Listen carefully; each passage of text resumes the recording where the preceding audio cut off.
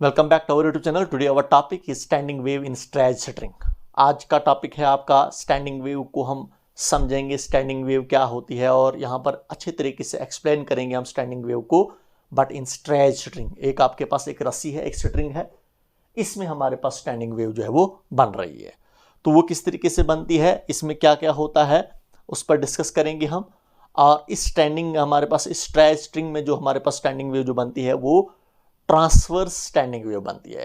Transverse standing wave बनती है क्योंकि इसमें हमारे पास दो ट्रांसवर्स वेव सुपरिम्पोज करती हैं। ट्रांसवर्स वेव कौन सी होती हैं? इसमें हमारे पास ट्रांसवर्स वेव वो होती हैं जिसमें पार्टिकल जो होते हैं वो वाइब्रेट करते हैं perpendicular to the propagation of wave. ये हमारे पास रस्सी है, इसको ऐसे मैंने पुल किया तो इसके पार्टिकल ऐसे ऐसे वाइब्रेट करेंगे, वेव आगे के लिए जाएगी और पार्टिकल ऐसे ऐसे वाइब्रेट करेंगे। तो इस टाइप्स की वेव को कहा जाता है ट्रांसवर्स वेव। तो यहाँ पर हमारे पास दो ट्रांसवर्स वेव सुपरिम्पोज करेंगी। एक हमारे पास ट्रांसवर्स वेव ये है हमारे पास, और दूसरी ट्रांसफर ये हमारे पास इंसिडेंट ट्रांसवर्स वेव होगी, और वहाँ से जो आपके पास आएगी वो हमारे पास रिफ्लेक्टेड ट्रांसवर्स वेव होंगी। और ये जब सुपरिम्पोज करेंगी एक न्यू सेट ऑफ वेव्स बनेंगी जिनको क्या कहा जाता है? स्टैंडिंग वेव कहा जाता है, या हम इसको कहेंगे हम ट्रांसवर्स स्टैंडिंग वेव भी हम कहेंगे। तो हमारे पास इस स्ट्रिंग में इस तरीके से हमारे पास वेव्स बनती हैं। तो हमने स्टैंडिंग वेव जो हमारा पहला टॉपिक जो था, इससे पहले हमने स्टैंडिंग वेव बड़े अच्छे तरीके से हमने समझा स्टैंडिंग वेव क्या होता है। उसमें नोड्स, एंटी नोड्स हमने पढ़े, सब कुछ हमने डिस्कस किया, कैरेक्टरिस्टिक्स उसके हमने पढ़े। तो पहले आप स्टैंडिंग वेव को आप समझें वहाँ पर, उसके बाद इस टॉपिक्स पर आएँ, क्योंकि आज हमारा टॉपिक जो है वो स्टैंडिंग वेव को ही हमने पढ़ना है, लेकिन एक स्ट्रेच शटरिंग में पढ़ना है। यहाँ पर हमने इक्वेशंस को ड्रा करना है। वहाँ पर हमने स्टैंडिंग वेव को पढ़ा, वहाँ पर उसकी कैरेक्टरिस्टिक्स को हमने देखा। तो पहले उसको देखें, उसके बाद इस टॉपिक पर आएँ आप।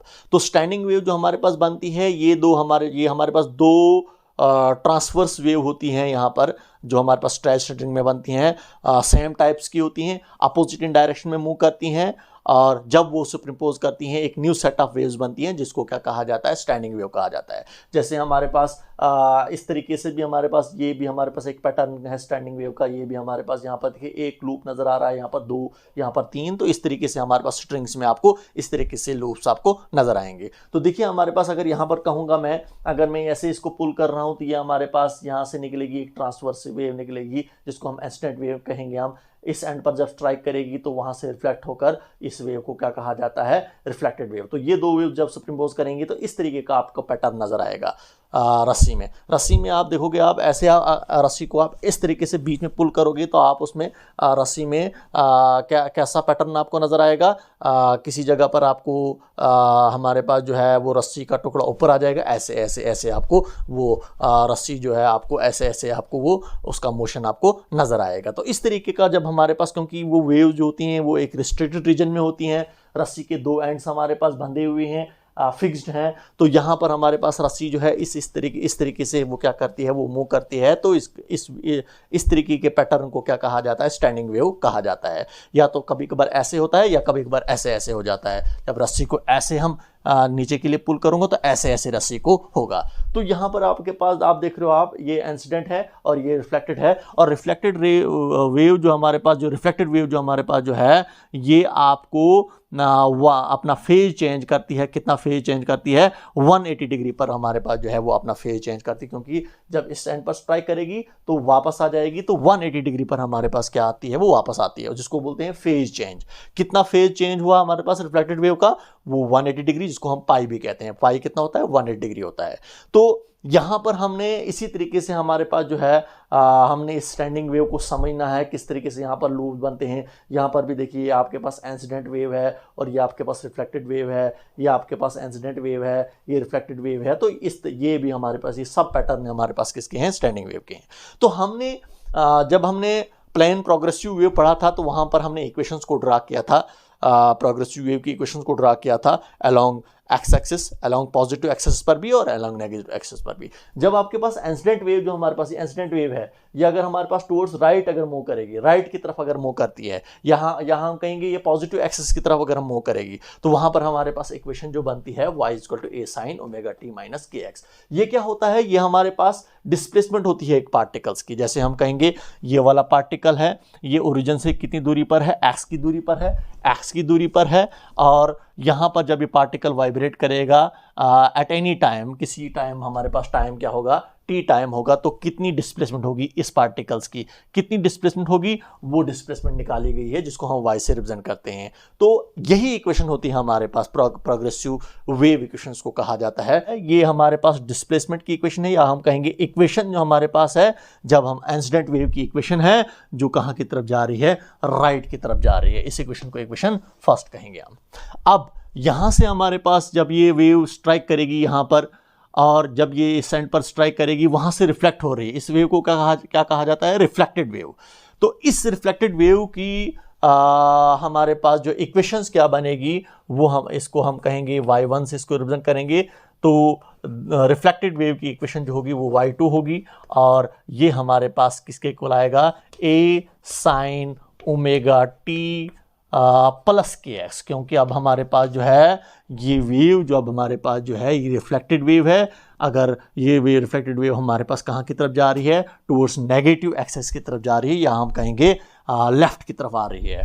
तो ये आपके पास, इसीलिए हमने माइनस की जगह पर हमने प्लस लिखा। अब और आगे हम लिखेंगे ये आपके पास omega t plus k x plus pi, ये आपके पास पाई आपको नजर आ रहा है। तो ये पाई जो है ये क्या रिप्रेजेंट करता है, क्योंकि यहां पर हमारे पास फेज चेंज हुआ है। कितना हमारा फेज चेंज हुआ है, क्योंकि रिफ्लेक्टेड वेव जो है ये रिफ्लेक्ट हो रही है यहां से, तो ये 180 डिग्री पर अपना फेज चेंज कर रहा है, इसीलिए लिखा यहां पर हमने प्लस 5 हमने लिखा।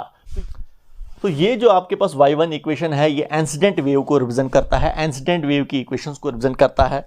तो y2 जो हमारे पास जो है ये हमारे पास रिफ्लेक्टेड वेव की इक्वेशंस को रिप्रेजेंट करेगा, रिफ्लेक्टेड वेव की इक्वेशंस को रिप्रेजेंट करेगा। इस y2 को मैं थोड़ा सा एक्सटेंड और करूंगा मैं। देखिए यहां पर आपके पास आ रहा है sign omega t plus k x को अगर मैं थीटा मानूंगा मैं, तो sine theta plus pi, sine theta plus pi जो होता है वो माइनस साइन थीटा के इक्वल होता है। तो y2 आपके पास किस इक्वल आएगा, वो माइनस ए sign omega t plus k x के इक्वल आएगा। ये कैसे आया आपके पास, ये क्यों लिखा मैंने, ये पाई कहां गया, ये प्लस पाई, क्योंकि साइन थीटा प्लस पाई जो होता है वो माइनस साइन थीटा के इक्वल होता है। थीटा आपके पास क्या है, यहां पर आपके पास है omega t plus k x है। तो मैं sign omega t plus k x plus pi की जगह पर क्या लिख सकता हूं मैं, minus sine omega t plus k x लिख सकता हूं मैं। तो ये रीजन हमारे पास आ रहा है। तो ये आपके पास क्या है, दिस इज सेकंड इक्वेशन, और ये सेकंड इक्वेशन रिप्रेजेंट करेगा इंसिडेंट वेव की इक्वेशंस को रिप्रेजेंट करेगा, इंसिडेंट वेव की इक्वेशंस को रिप्रेजेंट करेगा। ये दो वेव जब हमारे पास क्या करेंगी, ये इंसिडेंट वेव है, रिफ्लेक्टेड वेव है, ये जब सुपरइम्पोज करेंगी तो एक न्यू सेट ऑफ वेव बनेगी जिसको क्या कहा जाता है, स्टेशनरी वेव कहा जाता है या स्टैंडिंग वेव कहा जाता है। तो यहां पर हम सुपरपोजिशन प्रिंसिपल यूज करेंगे हम। तो सुपरपोजिशन प्रिंसिपल क्या कहता है हमारे पास, जब हमारे पास दो वेव सुपरइम्पोज करेंगी तो नेट डिस्प्लेसमेंट जो वहां पर होगी हमारे पास, नेट डिस्प्लेसमेंट को हम y से रिप्रेजेंट करेंगे, वो किस इक्वल होगा, वो y1 प्लस y2 के इक्वल होगा।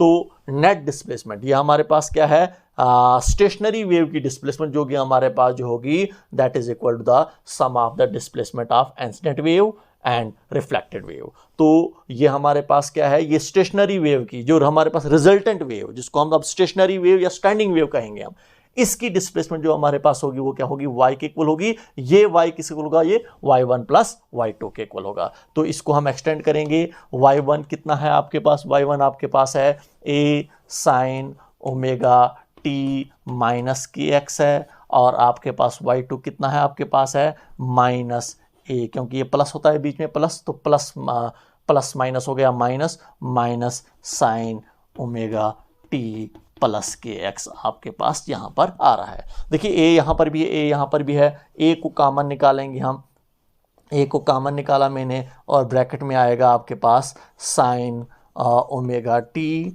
माइनस के एक्स, और यहां पर आपके पास क्या आएगा, आपके पास minus sine omega t plus k x.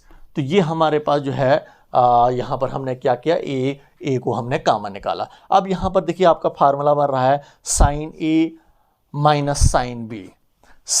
ए आपका omega t minus k x होगा और बी आपका omega t plus k x होगा।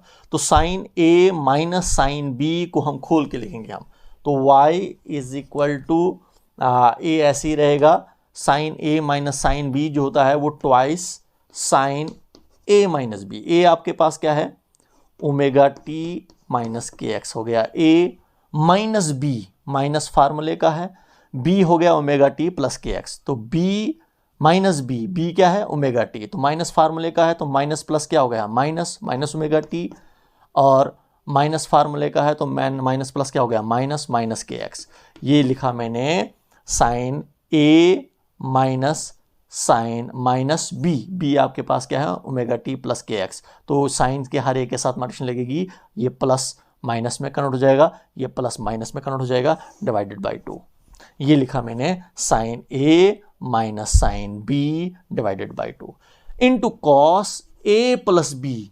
ए आपका क्या है ओमेगा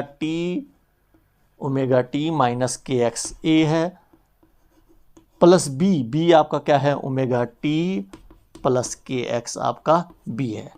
तो sine cos A plus B divided by 2। तो यहाँ पर देखिए हमारे पास plus omega t minus omega t cancel, यहाँ पर प्लस के एक्स और माइनस के एक्स कैंसल। तो y इज इक्वल टू आपके पास क्या आ रहा है ए ट्वाइस साइन आपके पास माइनस के एक्स और माइनस के एक्स हो गया minus twice k x divided by 2। और आगे हमारे पास कॉस ऐसे ही रहेगा, omega plus minus k x और प्लस के एक्स कैंसिल हुआ, omega t plus omega t हो गया twice omega t divide by 2, 2 get cancel, y is equal to आपके पास क्या आ रहा है 2 पीछे ले लेंगे हम तो ट्वाइस ए, और ये माइनस भी पीछे आ जाएगा, माइनस ट्वाइस ए साइन के एक्स, और आगे हमारे पास क्या आ रहा है कॉस ओमेगा टी। ये जो आपके पास इक्वेशन आई है अब आपके पास, this is the displacement of resultant wave, या हम कहेंगे this is the displacement of stationary wave और स्टैंडिंग वेव। तो स्टैंडिंग वेव या हम कहेंगे स्टेशनरी वेव की पार्टिकल्स की रिजल्टेंट डिस्प्लेसमेंट है, नेट डिस्प्लेसमेंट है। ये नेट डिस्प्लेसमेंट हो गई हमारे पास।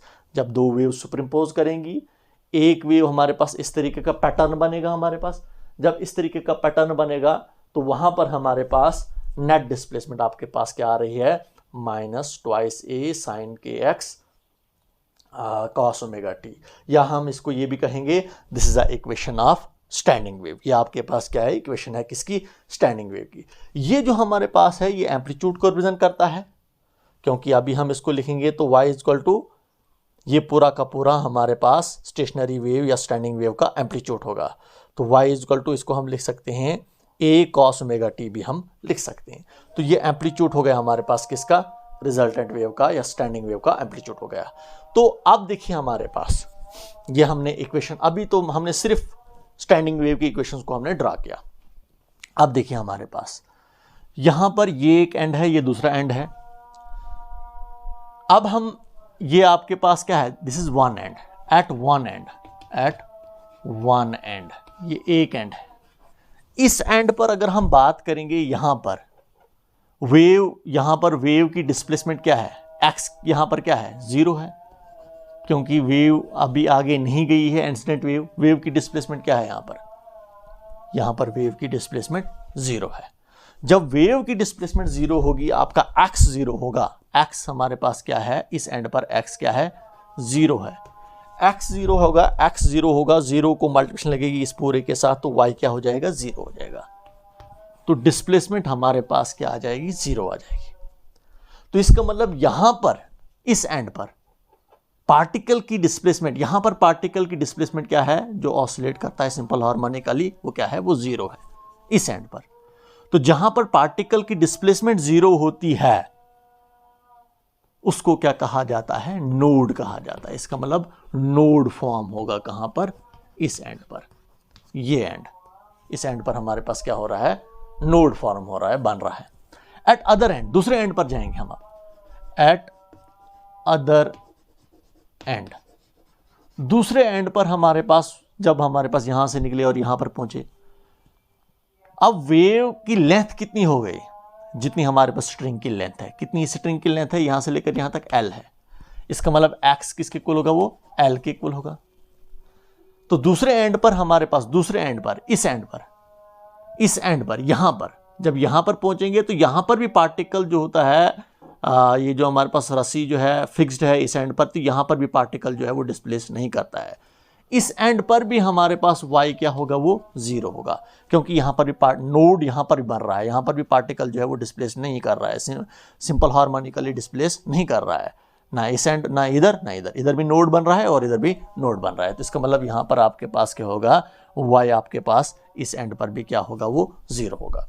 तो अब हमारे पास ये इक्वेशंस क्या बनेगी, y की जगह पर 0 पुट करेंगे, y की जगह पर 0 पुट करेंगे तो हमारे पास जो आ रहा है minus twice a sine k x cos omega t is equal to 0 आपके पास आ रहा है। ये 0 क्योंकि y इस एंड पर, दूसरे एंड पर भी हमारे पास y क्या होगा, वो 0 होगा। जब ये 0 होगा तो यहां पर देखिए हमारे पास, इस केस में अगर हम देखेंगे यहां पर हमारे पास जब डिस्प्लेसमेंट, इस एंड पर डिस्प्लेसमेंट क्या है हमारे पास है, 0 है। तो इधर आपके पास क्या आ रही है, ये इक्वेशन है, ये हमारे पास क्या है, ये इक्वेशन आ रही है, तो डिस्प्लेसमेंट हमारे पास 0 आ रही है। डिस्प्लेसमेंट 0 कब होगी, जब हमारे पास एम्पलीट्यूड, क्योंकि इस एंड पर हमारे पास, इस एंड पर, क्योंकि ये एम्पलीट्यूड को रिप्रेजेंट करता है, रिजल्टेंट वेव की एम्पलीट्यूड को रिप्रेजेंट करता है।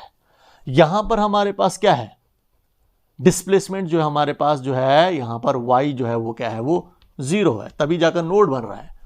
तो इधर हमारे पास एम्पलीट्यूड भी क्या होगा, 0 होगा, क्योंकि ये जो आपके पास जो है ये एम्पलीट्यूड को रिप्रेजेंट करता है। तो ये भी आपके पास किसके इक्वल होगा, ये भी पूरा का पूरा 0 के इक्वल होगा। इसका मतलब मैं यहां पर लिख सकता हूं मैं, देयरफॉर साइन के एक्स भी हमारे पास 0 के ही इक्वल होगा, क्योंकि minus twice A sign k x is equal to 0, तो ये माइनस ट्वाइस ए उधर चले जाएगा तो ये भी 0 हो जाएगा। अब साइन के एक्स कब 0 होता है, साइन थीटा 0 कब होता है, जब साइन पाई होता है, क्योंकि साइन पाई भी 0 होता है, साइन 2 पाई भी 0 होता है, साइन 3 पाई भी 0 होता है। तो इन जनरल में लिखूंगा मैं साइन एन पाई, एन हो गया हमारे पास 1 2 3 पूरा जितने इंटीजर हमारे पास हैं। तो साइन एन पाई जो होता है वो 0 के इक्वल होता है, इसलिए मैं 0 की जगह पर क्या लिखता हूं, sine n pi. Sine get cancelled, you get k x is equal to आपके पास क्या आ रहा है, एन पाई आपके पास आ रहा है। ये के जो हमारे पास जो होता है इसको बोला जाता है हमारे पास कांस्टेंट होता है हमारे पास, इसको बोला जाता है एंगुलर वेव नंबर। ये के जो होता है हमारे पास 2 पाई अपान लैम्ब्डा के इक्वल होता है, और साथ में हमारे पास क्या है, ये के एक्स है, एक्स है यहाँ पर, एक्स तो साथ में है, और एन पाई आपके पास आ रहा है। तो यहाँ पर हम क्या करेंगे, पाई पाई कैंसल आउट हो जाएगा आपका, और यहाँ पर आप देखोगे, आप इस एंड पर थोड़ा सा यहाँ पर आपने माइंड में रखना है आपने, इस एंड पर। अब हमारे पास हम कहाँ पहुँचे हैं, इस एंड पर पहुँचेंगे। जब इस एंड पर हम पहुँचे तो इस x की वैल्यू क्या होगी, इस एंड पर, इस एंड पर x की वैल्यू 0, इस एंड पर x की वैल्यू क्या होगी, जितनी हमारे पास स्ट्रिंग की लेंथ होगी। तो स्ट्रिंग की लेंथ कितनी है, L है। तो इस एंड पर x कितना है, L के इक्वल है। तो हमारे पास पाई पाई कैंसल आउट हो जाएगा, तो ट्वाइस 2 बाई लैम्ब्डा, x की जगह पर L लिखूंगा मैं, that is equal to pi pi get cancelled, that is equal to n। तो यहाँ पर हमारे पास जो आ रहा है, विच एम्प्लाइज, यहाँ से हम क्या निकाल सकते हैं, आप निकाल सकते हो, आप ये L निकाल सकते हैं। तो n लैम्ब्डा ऊपर चले जाएगा, तो n लैम्ब्डा डिवाइड बाई 2 आपके पास आ रहा है। ये हम स्ट्रिंग की लेंथ को हम निकाल सकते हैं। स्ट्रिंग की लेंथ हमारे पास कितनी आ रही है, L is equal to n lambda divide by 2। ये आपके पास क्या है, ये एक इंपॉर्टेंट एक्सप्रेशन है, L is equal to n lambda by 2, ये हमें यूज में आएगी। तो देखिए अब हमारे पास पहला, ये आपके पास क्या है, first normal mode of vibration, इसको कहा जाता है first normal mode of vibration. First normal mode of vibration में n की वैल्यू क्या होती है, 1 होती है। ये आपके पास क्या है, first normal mode of vibration. First normal mode of vibration में n की वैल्यू क्या है, 1 है। जब n की वैल्यू 1 है L is equal to n की जगह पर 1 पुट करेंगे तो λ/2 आपके पास आ रहा है। तो इसका मतलब हमारे पास first normal mode of vibration में L की वैल्यू आपके पास क्या आ रही है, λ/2। जब हमारे पास सिर्फ ये एक लूप बनेगा, इस एक लूप में हमारे पास जिस एक लूप में स्ट्रिंग की लेंथ कितनी है, L है, तो इसमें वेव जो बनेगी वो कितनी बनेगी, हाफ वेव बनेगी। λ/2 का मतलब होता है हाफ। फुल वेव हो गई हमारे पास ये। तो देखिए इसका सिर्फ ये ऊपर वाला साइकिल आपको नजर आ रहा है, ये ऊपर वाला, तो हाफ वेव बन रही है। ये पूरा का पूरा हमारे पास हुआ कंप्लीट वेव लैम्डा, और यहां तक हो गया हमारे पास λ/2। तो इसका मतलब first normal mode of vibrations में स्ट्रिंग की लेंथ अगर हमारे पास L है, तो इसमें जो वेव जो बन रही है वो कितनी बन रही है, वो हाफ वेव बन रही है। हाफ वेव आपके पास नजर आ रही है। अब इस हाफ वेव में अगर हम बोलेंगे ये जो हमारे पास यहाँ पर फ्रीक्वेंसी कितनी होगी, फ्रीक्वेंसी का मतलब होता है ये साइकिल जो हमारे पास यहाँ पर जो रस्सी जो ऊपर नीचे जो जा रही है टू एंड फ्रो की फॉर्म में जब मूव कर रही है, ये 1 सेकंड्स में कितनी बार जो है हमारे पास ये टू एंड फ्रो मूव कर रहा है। तो फ्रीक्वेंसी भी अगर हम यहाँ पर निकालेंगे तो फ्रीक्वेंसी, जिसको हम फंडामेंटल फ्रीक्वेंसी भी कहेंगे, हम फ्रीक्वेंसी को हम u1 से रिप्रेजेंट करेंगे। ये फ्रीक्वेंसी हमारे पास किसी को होगा, आपको पता है फ्रीक्वेंसी होता है वेलोसिटी अपान वेवलेंथ, वेलोसिटी अपान वेवलेंथ। तो वेवलेंथ किसकी, इस fundamental first normal mode of vibrations, ये हुआ first normal mode of vibrations.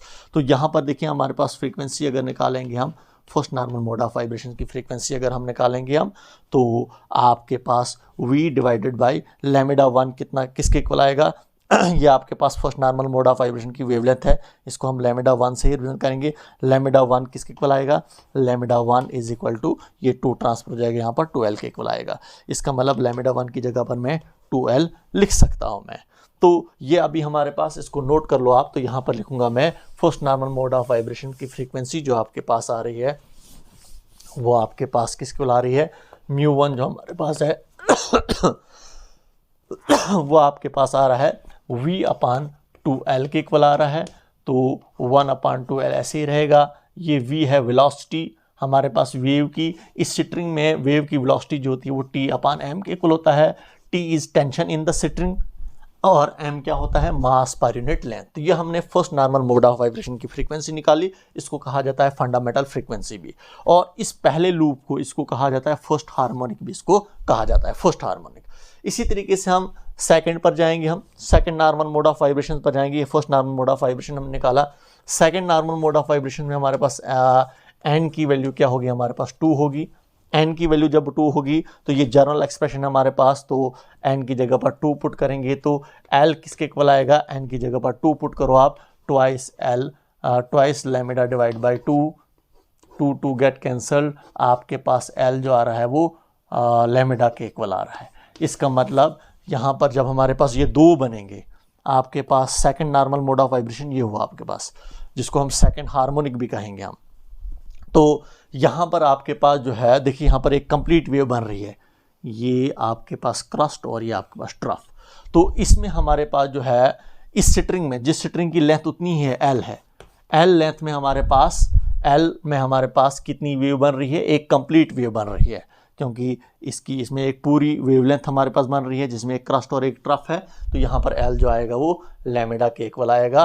और ये second normal mode of vibration में हमारे पास वेवलेंथ जो हमारे पास होगी वो कंप्लीट वेवलेंथ आपको मिलेगी, जिसको हम λ2 से भी हम कह सकते हैं। अब यहाँ पर अगर आपको बोला जाएगा फ्रीक्वेंसी, बोलिए आप यहाँ पर जब हमारे पास ये 2 बनेंगे second normal mode of vibration में फ्रीक्वेंसी कितनी होगी, फ्रीक्वेंसी अगर हम देखेंगे तो फ्रीक्वेंसी कितनी होगी, तो फ्रीक्वेंसी जिसको हम μ2 से रिप्रेजेंट करेंगे वो किस इक्वल होगा, that is velocity upon wavelength के इक्वल होगा, λ2 के इक्वल होगा। तो वेलोसिटी अपान वेवलेंथ कितना है आपके पास, वेवलेंथ λ2 किस इक्वल है, L के इक्वल है। तो इसको हम v/L की जगह पर अगर मैं 2 को इधर 2 को मल्टीपल भी करूँगा, 2 को डिवाइड भी करूँगा, तो twice v divide by twice L। तो देखिए हमारे पास जो है यहाँ पर देखिए v डिवाइड बाई 2L, यहाँ पर इसको थोड़ा सा रिशफल करूँगा मैं, तो आपके पास क्या आ जाएगा, इसको ऐसे लिख सकता हूँ मैं, कैसे लिख सकता हूँ मैं, 2 बाहर निकालूंगा मैं, v/2L ऐसे लिख सकता हूँ मैं। तो यहाँ पर देखिए हमारे पास जो है v/2L, ये v/2L और ये हमारे पास जो है v/2L जो होता है μ1 के इक्वल होता है। तो second normal mode of vibration की फ्रीक्वेंसी जो होगी वो ट्वाइस ऐसे ही रहेगा, v/12 किसके इक्वल होता है, v/12 किसके होता है, μ1 के इक्वल होता है। तो इसका मतलब second normal mode of vibration की फ्रीक्वेंसी जो हमारे पास होगी वो ट्वाइस ऑफ μ1 होगी, first normal mode of vibration की डबल होगी। तो देखिए यहाँ पर हमारे पास ये जो हमारे पास जो है second normal mode of vibration की फ्रीक्वेंसी जो है μ2 जो आपके पास आ रहा है वो ट्वाइस ऑफ μ1 आ रहा है। Second normal mode of vibration की फ्रीक्वेंसी, इसकी फ्रीक्वेंसी डबल है, किसके डबल है, हमारे पास first normal mode of vibration की फ्रीक्वेंसी के डबल है। तो इसका मतलब ये हुआ कि अगर इस स्ट्रिंग को मैं बड़ी तेजी से क्या कराऊंगा, मैं ऑसिलेट कराऊंगा, मैं इसको बड़ी तेजी से इसकी फ्रीक्वेंसी बढ़ाऊंगा, मैं कितनी बढ़ाऊंगा, मैं इसके डबल बढ़ाऊंगा, मैं इसके डबल बढ़ाऊंगा मैं। तो बड़ी तेजी से जब बढ़ाऊंगा तो यहां पर जो आपको जो मिलेगी एक कंप्लीट वेव मिलेगी। जब एक कंप्लीट वेव मिलेगी तो 2 लूप्स आपको नजर आएंगे। इसी तरीके से आपके पास ये 3 लूप्स कब नजर आएंगे, 3 लूप्स तब नजर आएंगे जब हम इस रस्सी को, ये जो हमारे पास स्ट्रिंग को कितनी तेजी से इसको वाइब्रेट कराएंगे, इसको हम थ्राइस ऑफ μ1 से μ1 की फ्रीक्वेंसी से वाइब्रेट कराएंगे। इसका मतलब इसकी फ्रीक्वेंसी 3 गुना बड़ी होगी किससे, first normal mode of vibration की फ्रीक्वेंसी है जिसको बोलते हैं फंडामेंटल फ्रीक्वेंसी। तो जब हम इसको इतनी तेजी से क्या कराएंगे, वाइब्रेट कराएंगे, इसकी फ्रीक्वेंसी 3 टाइम्स ज्यादा होगी इसके कंपैरिजन में, first normal mode of vibration की फ्रीक्वेंसी के कंपैरिजन में। तो फिर क्या होगा, यहां पर आपको एक तो कंप्लीट वेव आपको नजर आएगी, this is one complete wave, और ये आधी, इसका मतलब डेड वेव की वेवलेंथ की फ्रीक्वेंसी आपको मिलेगी। तो डेड वेवलेंथ की वेव आपको मिलेगी, फ्रीक्वेंसी नहीं, वेवलेंथ मिलेगी आपके पास। ये एक कंप्लीट वेव और एक आधी, तो ये आपको मिलेगी। और इससे हमारे पास क्या बनेंगे, जब ये रिफ्लेक्ट हो जाएगी तो 3 लूप्स आपको नजर आएंगे।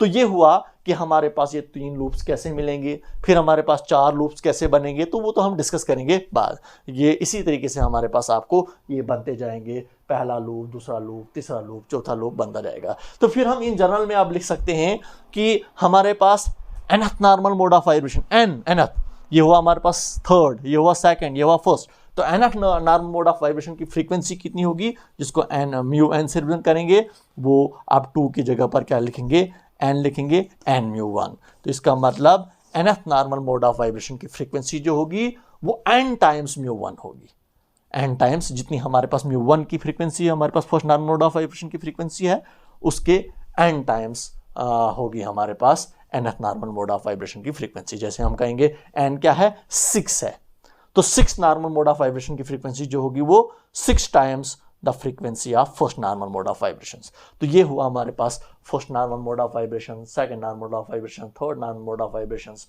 तो इसमें इसको हम फर्स्ट हार्मोनिक कहते हैं, इसको सेकंड हार्मोनिक, इसको थर्ड हार्मोनिक कहते हैं। तो इस तरीके से हमारे पास जो है ये आपके पास हमने डिस्कस किया स्टैंडिंग वेव को, किसमें, एक स्ट्रेच स्ट्रिंग में, और इसमें आपके पास ये लूप्स बनते जाते हैं, ये किस तरीके से क्या होता है इसको हमने डिस्कस किया। Okay, goodbye, thank you.